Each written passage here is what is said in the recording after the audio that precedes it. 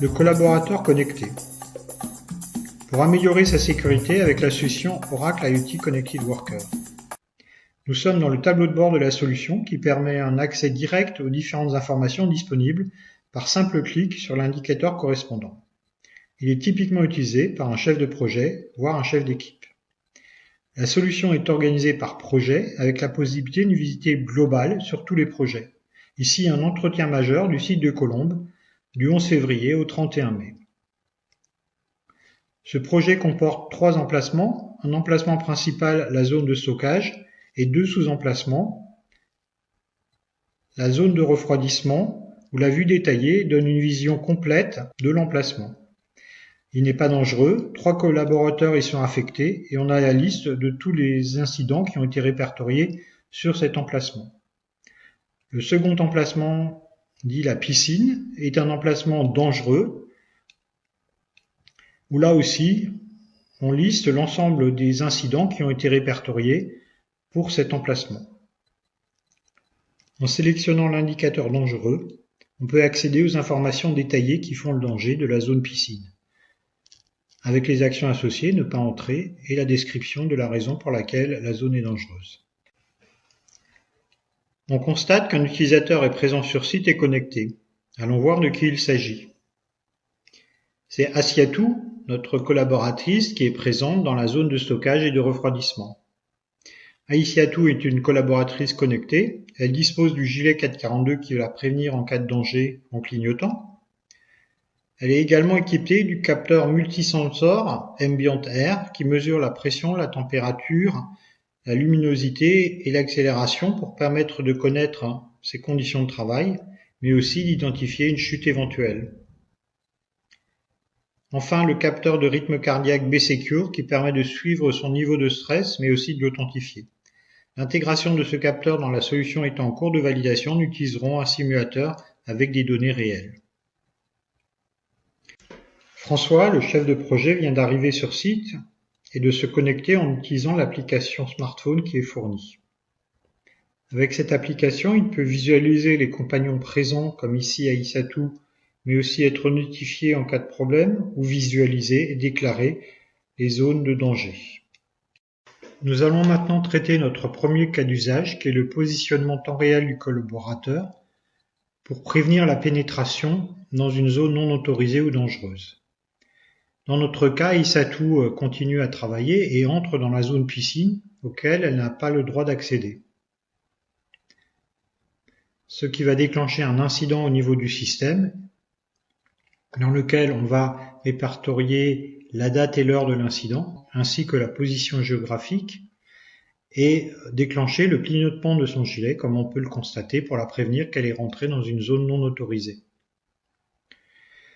Au niveau du système, l'incident est logué, et on va pouvoir traiter cet incident en changeant son statut. Alors son statut peut être traité directement dans l'application, avec les éléments fournis, ou être intégré avec une application tiers de traitement des incidents, avec un ensemble d'API qui est également disponible. Ici, on indique que l'incident est ouvert et on met un commentaire demandant des analyses complémentaires pour Asiatou qui est rentré dans une zone dangereuse et non autorisée. L'incident étant ouvert, maintenant il n'apparaît plus au niveau des indicateurs du tableau de bord. La localisation temps réel du collaborateur permet d'éviter l'accès à des zones dangereuses, favorise le meilleur comportement et permet l'historique des non-conformités. Passons à un autre cas d'usage qui est celui du suivi des collaborateurs isolés, pour l'alerte en cas d'accident ou de défaillance physique. Pour cela, nous allons utiliser une fonctionnalité du système qui permet la définition de règles automatisées de déclenchement d'alerte et de déclaration d'incident en cas de problème. Nous avons défini pour ce site une règle spécifique d'homme à terre qui est basée en fait sur 2 éléments. Un premier élément qui est le niveau de stress fourni par le capteur B-Secure et un deuxième élément qui est un niveau de luminosité fourni par le capteur Ambient.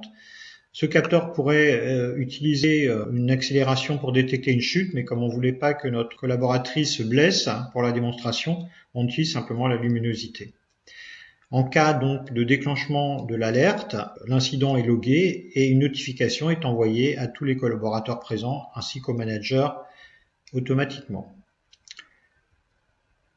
Ici, nous sommes dans le simulateur qui va traiter le niveau de stress d'Aïssatou. Donc, par rapport aux données enregistrées, on a un niveau de stress moyen autour de 5 ans. Donc, Aïssatou est concentré sur son travail, mais n'est pas stressé pour le moment. Donc, si nous retournons sur site, Aïssatou est en train de travailler. En vaquant à ses occupations, Aïssatou se sent défaillir et elle s'écroule. Le système a donc détecté sa chute. Par contre, il n'enregistre aucun incident. En effet, un seul attribut a été déclenché, la chute. Si on rajoute le facteur de stress, donc on va augmenter le facteur de stress de Aïssatou suite à sa défaillance, à ce moment-là, le système identifie un incident de type homme à terre, comme nous allons voir, et enregistre l'heure et la date de l'incident, ainsi que les coordonnées géographiques du lieu. En parallèle, le système a notifié son manager, François, via l'application smartphone qui reçoit des notifications tant que le problème n'est pas résolu et qui peut valider simplement en cliquant sur la notification. Mais Aïssatou se sent beaucoup mieux, ce n'était qu'un petit malaise passager. L'incident peut être donc marqué comme étant résolu. Et le Project Manager peut utiliser une des fonctionnalités du système pour notifier l'ensemble des personnels sur site que l'incident est résolu et qu'il n'y a pas d'action à prendre pour aller au secours d'Aïssatou. Suite à cette action, François est notifié que tout va bien pour Aïssatou et qu'aucune action n'est nécessaire. Les bénéfices de la solution: une notification immédiate en cas de problème ou de défaillance, une localisation facilitée et surtout une détection multicritères pour valider les critères de déclenchement d'alerte. Merci à Aïssatou, étudiante ESSEC en alternance chez Oracle, pour sa participation enthousiaste.